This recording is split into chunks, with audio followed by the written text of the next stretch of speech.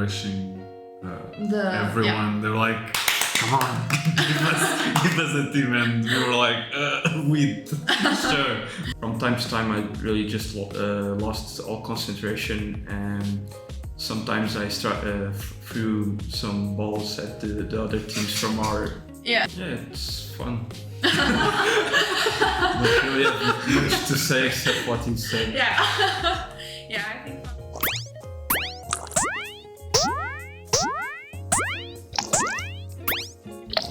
Hi gamers and developers, and welcome to another GDT vlog. On today's vlog we will talk about a Portuguese game jam that we have here, so we're very excited to talk about it. We have 3 teams participating in this game jam, so you're going to get to see all the teams and all their amazing games. So this is team 1. I will present them in a bit, but first the jam. So like I mentioned, this was a Portuguese jam. The name is Pact Game Jam. And this jam happened in person, so in Alentejo, and they had to travel there to participate in the jam. And specifically, this one has a very unique gimmick, which is make a game in 10 hours. So yeah, that's so a little amount of time. So a very unique jam in that case, and we will talk about that, of course. The theme for this jam was Alentejo, so the region. They had to make a game about the region of Alentejo, and they had to choose a secondary theme to make the game. In this case, Team 1 chose the theme wheat. So yeah, I'm very excited. You're gonna hear about their game, it's great. And the game they made is called Trigo Jumper, and I'm gonna let you present yourselves, your roles, and what is your game about? I'm Fabio. I was programmer and designer for this game. I'm Eduardo. I was also a programmer for this game. And we had one more team member, which was Tomás Oliveira, which worked as an artist. So now, tell me about your game. What is your game about? According to the theme, which we chose, which is wheat, and we wanted to also give kind of vibes of Alentejo, so we wanted to make a chill game that had increased pace over time. So we made a game inspired by Doodle Jump, if you know it, where you are a whip and you are getting drier and drier, and you just have to jump up to find droplets of water. Alongside on the game, you will also find some trees where you can just relax and chill, because you are in the shadows and the sun cannot hurt you. So that one is actually funny, because here in Portugal we tend to talk a lot about people from Alentejo just liking to rest under the shadow of a tree. So yeah, I think you can kind of understand where they put the theme of Alentejo. I was going to ask you about these 10 hours. You had to make the game in only 10 hours. So what was your strategy? What was your plan to make the game in such a short amount of time? The strategy that we used was to make the game as simple as possible as we could. So as you could see from our description, it's just a piece of wheat that jumps. There's nothing else there. And then when we had that done in the first hours of the jam, we saw that we had a little bit more time. So each time we see, oh, we have more time, let's add this component, and then we finish that, and let's add more and more. And then we just divided into very small chunks of content and added as long as we had time. Okay, so I think you had a different experience from the other teams, I don't know, but did you feel that you have more time for yourselves just to relax, or did you just work on the game the 10 hours straight without stopping? But my experience wasn't really the same as this. Okay. I get burnout during projects and jams, and from time to time I really just lost all concentration, and sometimes I threw some balls at the other teams from our. Yeah. Well, he was bullying everyone else. Yeah. He was always on the game, so it depends. I wanted to see if it was possible to make a game in 10 hours, because I did not believe it was possible. But you made the game in 10 hours. But somehow every single team did it, which was amazing. So it does work. So it works, but it's so not frustrating, but really hard on the end, because on longer jams, like 48 hours or a week, you normally you go to sleep, and during that time you have like time to reflect on the game and think, oh, maybe let's not do this way, let's do it somewhere on another way. And in this jam, since it was 10 hours and you didn't have any time for a break or to rest, you just didn't have that kind of time. Yeah. So it was really concentrated and didn't have space for you to think. Yeah, the only break we had was the lunch break. Yeah. Oh yeah, that's terrible. At least you got the chance to lunch, which is kind of bad still, but I think this is one opinion that you guys back at home will hear in all of these teams' vlogs, because I think one consistent answer that we get is that it was so stressful that you didn't manage to think about your design idea too much, because you had to begin working on the game, you couldn't stop because there was no time. And yeah, did you feel like you settled on a theme or a design just because you had to, or do you feel like you were happy with the idea that you had? Initially, it was a bit rushed because one of the guys, I think he was one of the mentors. He really just went to our table and asked, "Do you have an idea already?" And then he said he would be back in 15 minutes. Put really some pressure in for us to think about picking our own theme. Yeah. And we didn't really have many ideas.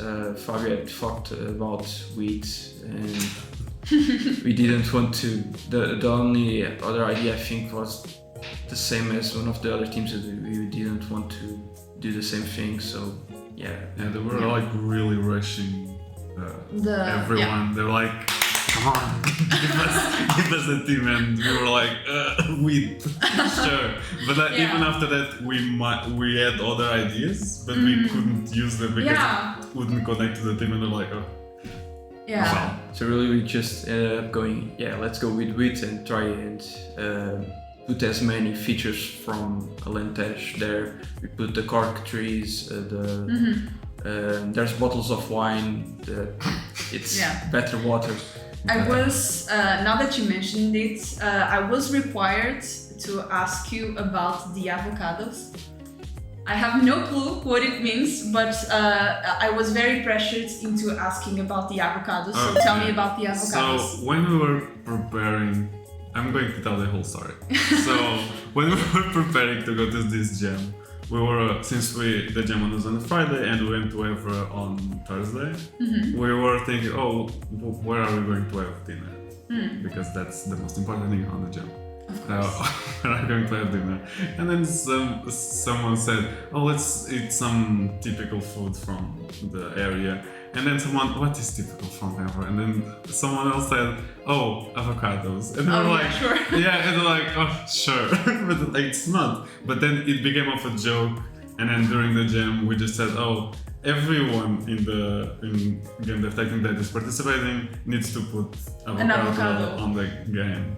And then on our game, we put on the trees, which are super Irish. What would you say were the worst parts and the best parts of this jam? Because you already mentioned that it was so stressful, but can you tell me what are the things that are actually good about the 10 hours? My favorite part was with Tomas, or our other teammate.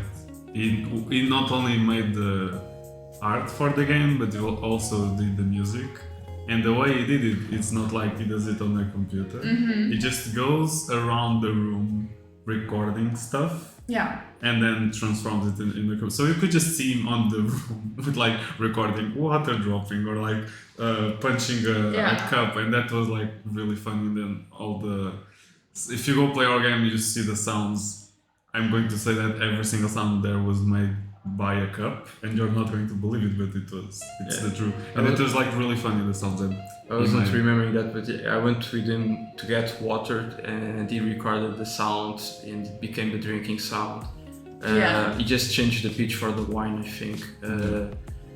What was the jump sound was just throwing something to the table, and he changed the pitch or something. And he did all the sounds like this. Yeah, that was the best part. So Can you tell me about that? What was your experience to work in person? I only had been in a in-person jam once before. It was in a global game jam, and I missed a bit how that was. Very different from just being in a Discord call and giving tasks to each other. You can go and see each other's work just going around the table. And honestly, getting a free ride home was the best part. Yeah. Okay. So, like me, since I've like participated in other physical game jams such as Global Game Jam or Nordic Game Jam, and the cool thing about those jams is you going to other teams that have like a really different experience, not only in terms of game development but professionally, since some of them are actual professionals in the gaming industry, and then talking to them about that and their experience and learning. But in this one, you couldn't do that because you didn't have the time to do that. So that was the counter side of being in person. So yeah, I think that's the bad part. But one thing that I'm happy is creating more jams here in Portugal. How do you guys feel about this? So especially since when I started participating and then GameDev Técnico was founded was during the pandemic. It was like you didn't have that kind of stuff because you couldn't.